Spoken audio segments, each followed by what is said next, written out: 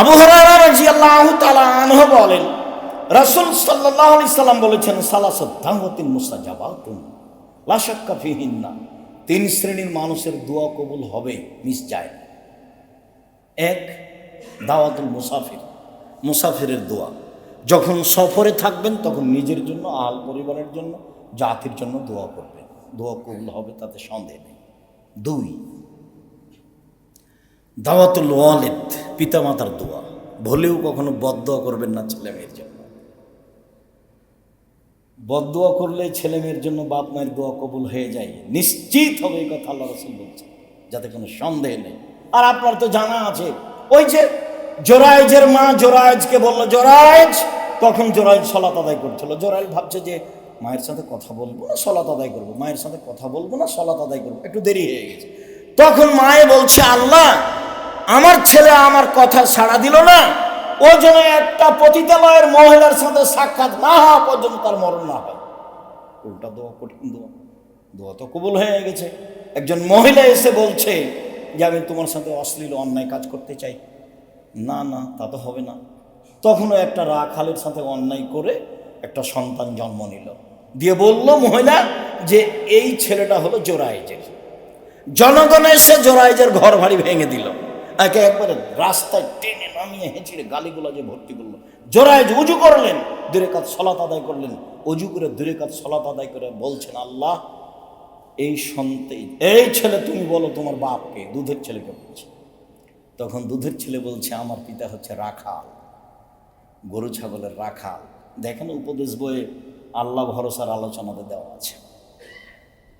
একে বল, হ্যাঁ আল্লাহ ভরসা। অজু করে 2 রাকাত সালাত আদায় করে ওই বাচ্চাকে বলছে যে তুমি বলো তোমার বাপকে। তখন দুধের বাচ্চা বলছে যে আমার পিতা হলো রাখাল। আর জনগণ বুঝেছে যে এই ছেলের পিতা হলো জোরায়েজ। ওর মা বলে দিয়েছে, বাচ্চার মা। ভুলেও কখনো ছেলে মেয়ের জন্য বদদোয়া করবেন না, যেটা বলেছি সেটাই করবেন। ছেলে অন্যায় করেছে, মেরেছে, আল্লাহর কাছে ফেরত চান। আপনি তো এই জন্য ছেলে মানুষ করেননি, করবেন কেন? 2, দাওয়াতুল মাজলুম, মাজলুমের দোয়া। ভুলেও কোনোদিন মানুষের প্রতি জুলুম করিয়েন না। যখন বুঝতে পারছেন এটা জুলুম, ফিরে আসবেন। যখন আপনি বুঝতে পারছেন এটা জুলুম, তখন ফিরে আসবেন। ভুলেও কোনোদিন মানুষের উপর দাপট দেখাবেন না, ক্ষমতা দেখাবেন না। বহুদিন বলেছি, যারা সবচেয়ে ক্ষমতা দেখিয়েছে তারা 2-1 মিনিটে মরে গেছে, আদসামা। আর যারা তার পরবর্তীতে ক্ষমতা দেখিয়েছে, ফেরাউন, তারা 5-7 মিনিটে মারা গেছে, ফেরাউন ডুবে গেছে। আর আপনাদের নেত্রীর বয়স ছিল 45 মিনিট, মনে কিছু নেবেন না।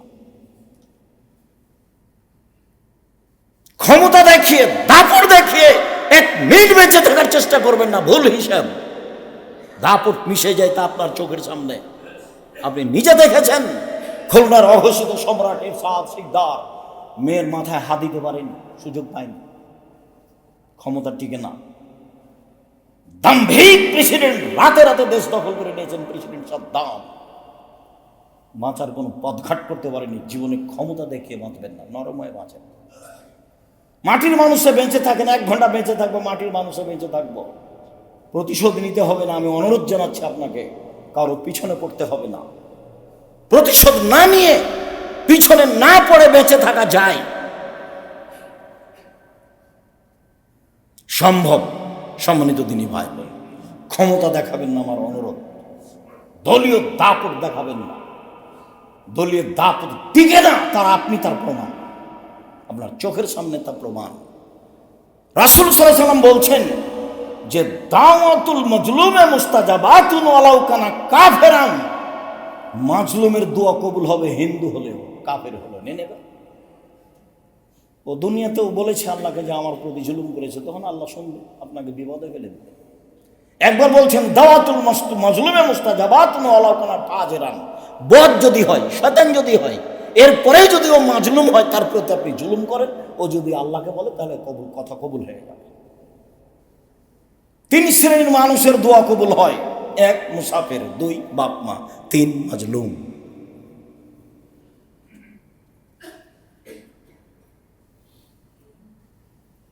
মুআয ইবনে জাবাল রাদিয়াল্লাহু তাআলা আনহু বলেন, রাসূল সাল্লাল্লাহু আলাইহি ওয়াসাল্লাম বলেছেন,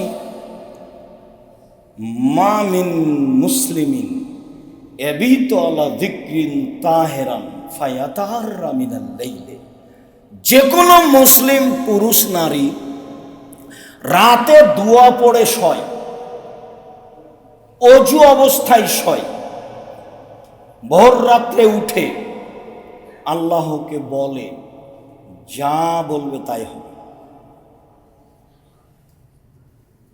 দোয়া কবুলের সময় বা দোয়া কবুলের অবস্থায় আমরা চলে আসলাম। মুআয ইবনে জাবাল রাদিয়াল্লাহু তাআলা আনহু বলেন, রাসূল সাল্লাল্লাহু আলাইহি সাল্লাম বলেছেন, মানুষ যদি দোয়া পড়ে শয়, দোয়া অনেক আছে, যেটা ছোট সেটা তো পারবেন অন্তত, আল্লাহুম্মা বিসমিকা আমুদুআহি। এমনি ঘুমিয়ে যান কেন? এমনি ঘুমিয়ে যাবেন কেন? এই অভ্যাস কেন? এটা আপনার কেন, আপনার স্ত্রীর কেন, ছেলে মেয়ের কেন? কি করেন বাড়িতে 24 ঘন্টা? স্ত্রী দোয়া পড়ে শয় না কেন? ছেলে মেয়ে দোয়া পড়ে শয় না কেন? বলেন বারবার, মুখখান বন্ধ করে রাখেন কেন? ব্যবসায় ভুল হলে তো গরম হয়ে যাচ্ছেন, টাকা ভুল করে এসে একবারে খেপে গেছেন, একবারে বলেন না কেন? কেন ছেলে মেয়ে দোয়া না পড়ে শুইবে? দোয়া পড়ে শুয়েছে, অজু করে শুয়েছে, তারপর ভোর রাতে উঠেছে, এখন আল্লাহকে বলছি আসআলুল্লাহ খায়রান, আল্লাহর কাছে কিছু চাচ্ছে, আল্লাহ তাকে দিবেনি, দিবেনি, দিবেন। জাবের রাদিয়াল্লাহু তাআলা আনহু বলেন, রাসূল সাল্লাল্লাহু আলাইহি সাল্লাম বলেছেন, ইন্না ফিল লাইলি লাসাতান লা ইউফিকুহা আব্দুল মুসলিম আও রাজুলুল মুসলিম। রাতে একটা সময় রয়েছে, রাতে একটা সময় রয়েছে, ওই সময়ে কোনো যদি মুসলিম পুরুষ নারী চায় খায়রান মিন আমরিদ দুনিয়া ওয়াল আখিরাহ, ইহকালের কল্যাণ পরকালের কল্যাণ, ইহকালের কিছু পরকালের কিছু, ইল্লা তাহু ইয়াহু, আল্লাহ তাকে দিবেনি, দিবেই দিবে, আল্লাহ তাকে দিবেনি, দিবেই দিবে, এই কথা মুহাম্মদ সাল্লাল্লাহু আলাইহি ওয়াসাল্লাম বলেছেন। আমার আপনার করার কি আছে? তাহলে সেই সময়টা ধরার জন্য চেষ্টা করতে হবে। আপনাকে আমি লম্বা সময় থেকে বলে আসছি 10টায় ঘুমিয়ে যাবেন, যে কোনো মূল্যে চেষ্টা করেন। 10টায় মানে 10:30টায় হলো তাতে কি আছে, 9:30টায় হলো তাতে কি আছে, 11টায় হলো তাতে কি আছে? আপনি রাত 2টায় ঘুমাবেন কেন, 1টায় ঘুমাবেন কেন? এ অভ্যাস কেন? তো আপনি উঠবেন কখন? দেখেন, আপনি আবু হুরায়রা রাদিয়াল্লাহু তাআলা আনহু বলেন, রাসূল সাল্লাল্লাহু আলাইহি ওয়াসাল্লাম বলেছেন, ইয়ানজিলু রাব্বুনা তাআলা ইলা সামাই দুনিয়া হিনা ইয়াবকা সুলুসুল আখিরাহ। রাতের 3 ভাগের যখন 2 ভাগ পার হয়, তখন আল্লাহ তাআলা প্রথম আকাশে নেমে আসেন আপনার সাথে কথা বলার জন্য।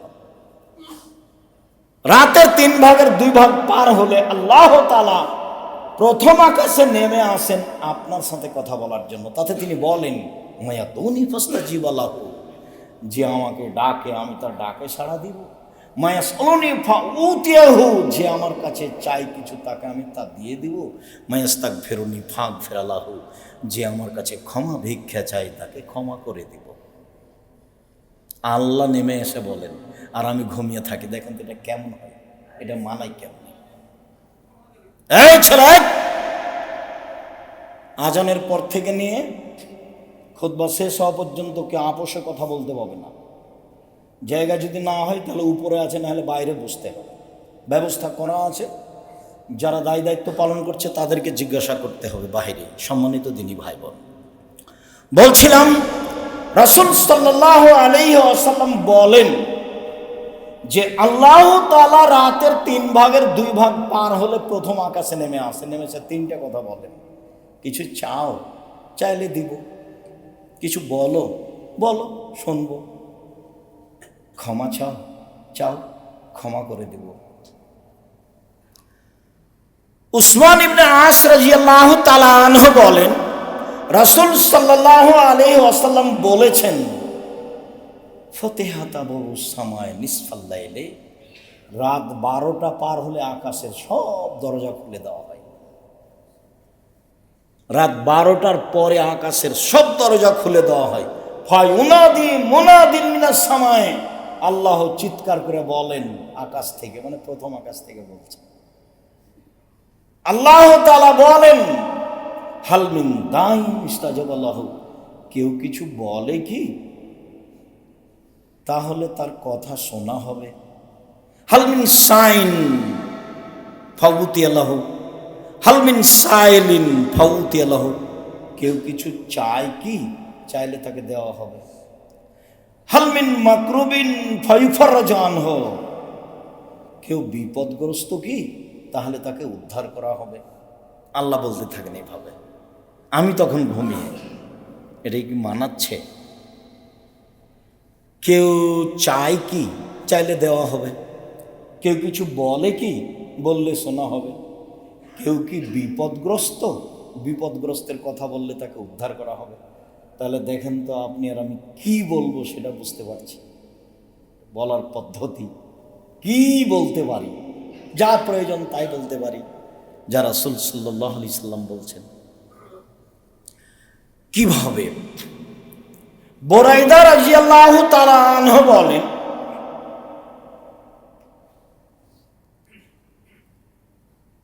সামিয়া রাসূলুল্লাহ সাল্লাল্লাহু আলাইহি ওয়াসাল্লাম রাজুলান ইয়াকুলু, আল্লাহর রাসূল একজন লোককে বলতে শুনলেন।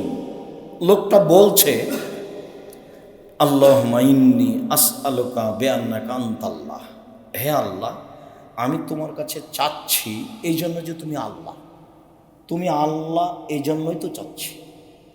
লা ইলাহা ইল্লা আনতা, তুমি ছাড়া তো কোনো মাবুদ নেই। আল আহাদু আস-সামাদ, তুমি একক নিরপেক্ষ মুখাপেক্ষীহীন। আল্লাযী লাম ইয়ালিদ ওয়া লাম ইউলাদ, যিনি কাউকে জন্ম দেননি, যিনি কারো কাছে জন্ম নেননি। আল্লাহ মেকুল্লাহ কুফুয়ান আহাদ, তার সমকক্ষ কেউ নেই। এই পর্যন্ত যখন লোকটি বলল, তখন আল্লাহ রাসূল বলছেন, দা আল্লাহ বিসমিহিল আজম, লোকটি ইসমে আজম দিয়ে প্রার্থনা করেছে। লোকটি ইসমে আজম দিয়ে প্রার্থনা করেছে। এই যা সুইলা বিহি আতা, এ দিয়ে চাইলে আল্লাহ দিয়ে দেন। এই দিয়ে চাওয়া হলে আল্লাহ দিয়ে দেন। ওই যা দুয়া বিহি আজাবা, এই দিয়ে প্রার্থনা করলে কবুল করে নেন। এই দিয়ে প্রার্থনা করলে আল্লাহ কবুল করে নেন। তাহলে কবুল হওয়ার জন্য এইটা একটা জরুরি বিষয়।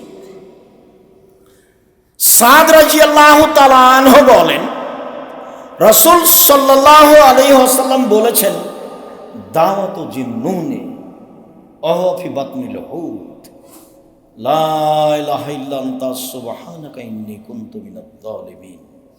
قال رسول الله صلى الله عليه وسلم لا يدعو بها رجل مسلم الا استجاب له।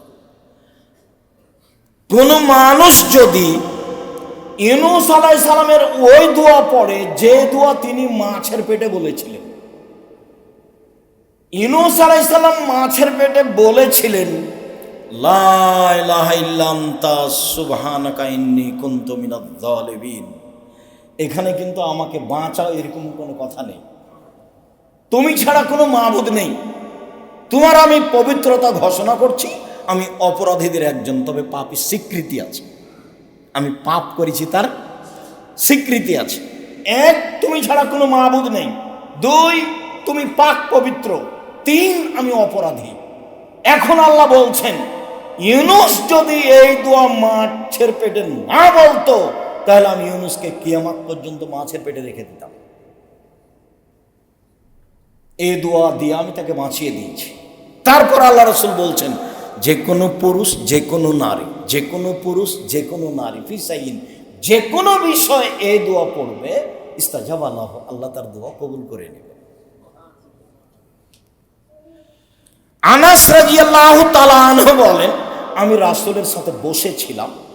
একটা লোক মসজিদে সালাত আদায় করলো। সালাত আদায় করার পরে বলছে, আল্লাহুম্মা আন্না লাকাল হামদ, হে আল্লাহ তোমার প্রশংসা, লা ইলাহা ইল্লা আনতা, তুমি ছাড়া কোনো মাবুদ নেই। আল হান্নানু আল মান্নান, তুমি দয়াশীল, তুমি অনুগ্রহশীল। বাদিউস সামাওয়াতি ওয়াল আরশ, তুমি আসমান জমিনকে নমুনা ছাড়াই সৃষ্টি করেছ।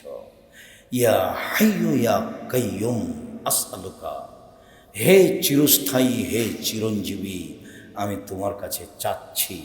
রাসূল সাল্লাল্লাহু আলাইহি ওয়াসাল্লাম বললেন যে দা বিসমিল আজম, এই ইসমে আজম দিয়ে দোয়া করেছে। এখন যা বলবে সেটা আল্লাহ মেনে নেবে। এখন যা বলবেন সেটা আল্লাহ মেনে নেবে। তাহলে এগুলো সব ইসমে আজম, এইগুলো আগে পড়তে হবে, তারপরে দুরুদ। সম্মানিত দিনী ভাই, সালমান ফারসি রাদিয়াল্লাহু তাআলা আনহু বলেন, রাসূল সাল্লাল্লাহু আলাইহি ওয়াসাল্লাম বলেছেন, ইন্নাল্লাহা হাইয়ুন কারীম, আল্লাহ হচ্ছেন লজ্জাশীল, সম্মানী। একে তো খুব সম্মানী আর লজ্জাশীল। সম্মানী মানুষ সব কাজ করতে পারে না,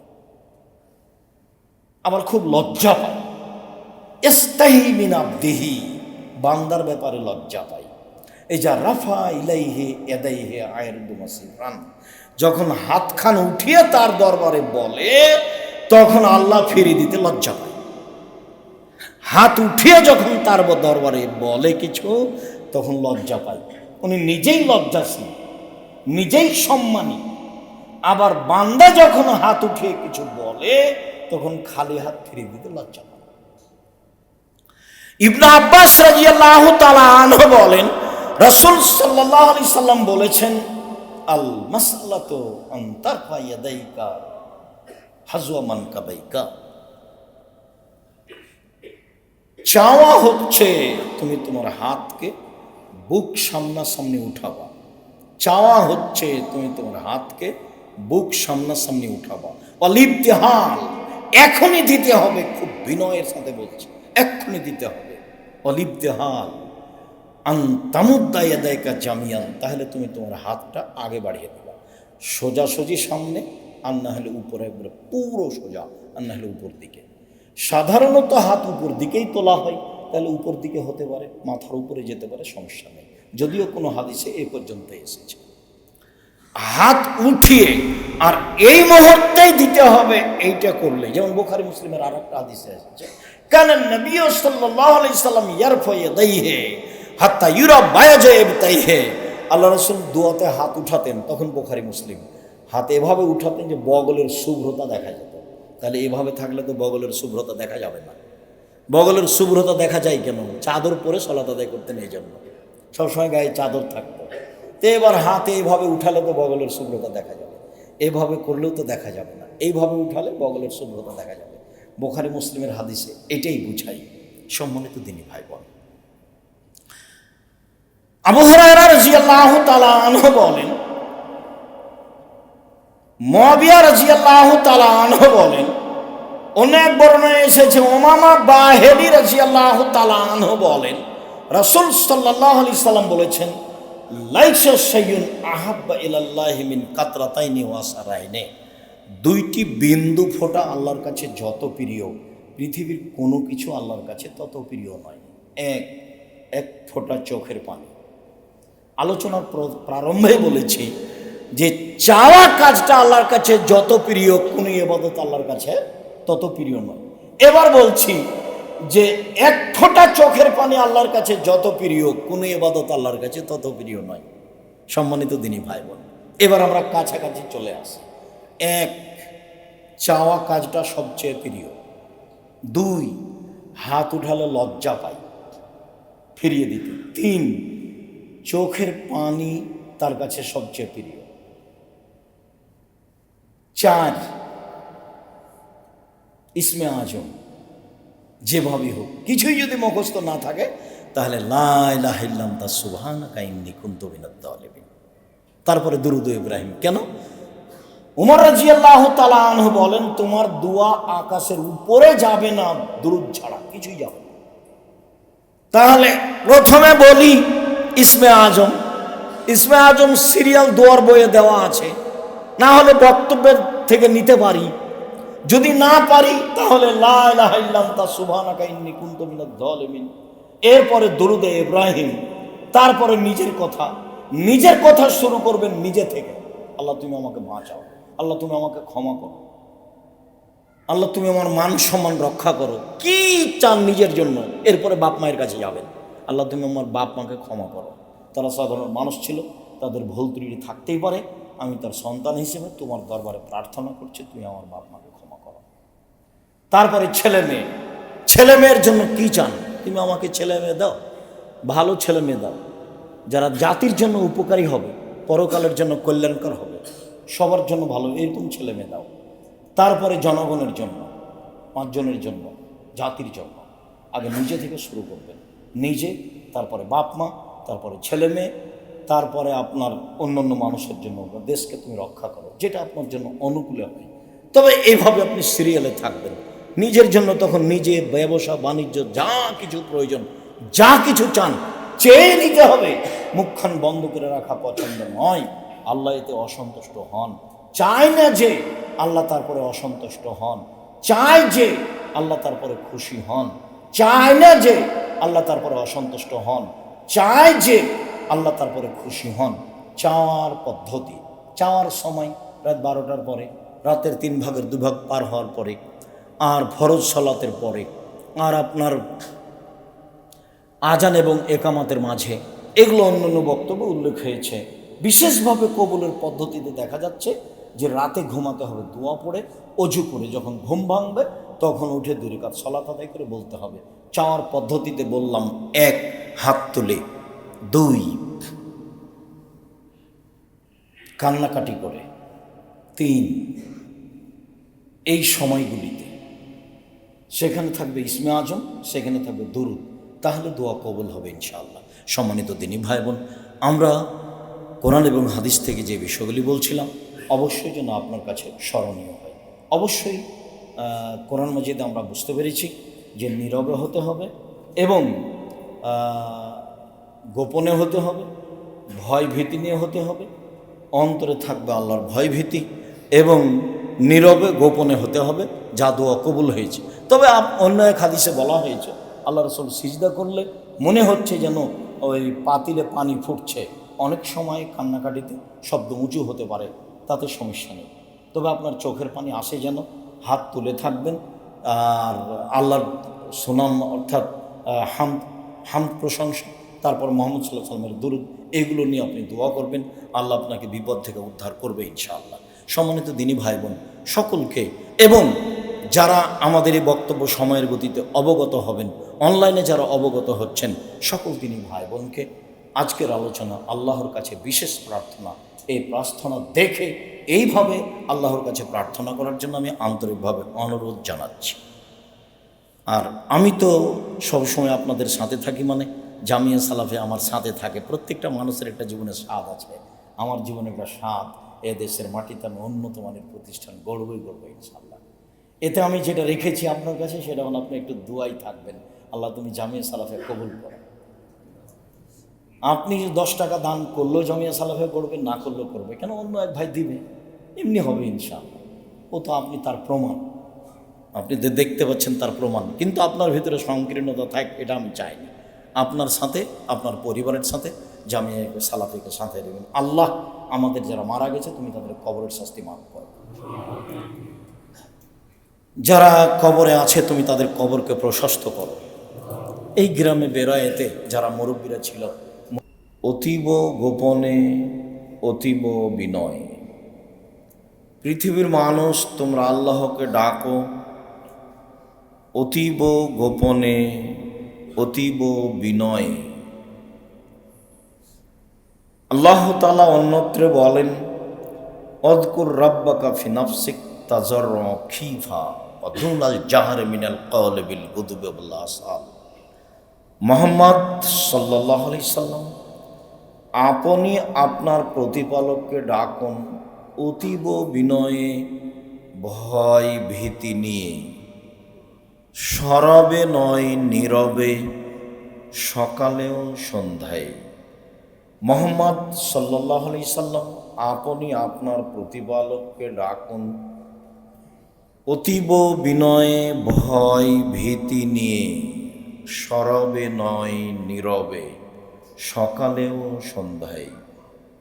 আল্লাহ তাআলা আমাদের নবীকে এভাবে আল্লাহকে ডাকার জন্য আদেশ করেন।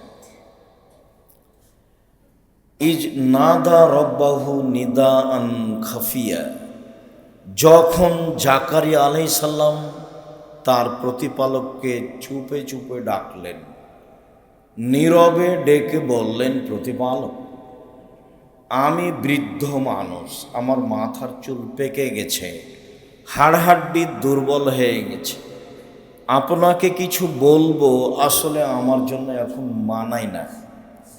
আর আমার স্ত্রীও বন্ধা, বাচ্চা দিতে পারে না। আমিও বৃদ্ধ মানুষ, আমার স্ত্রী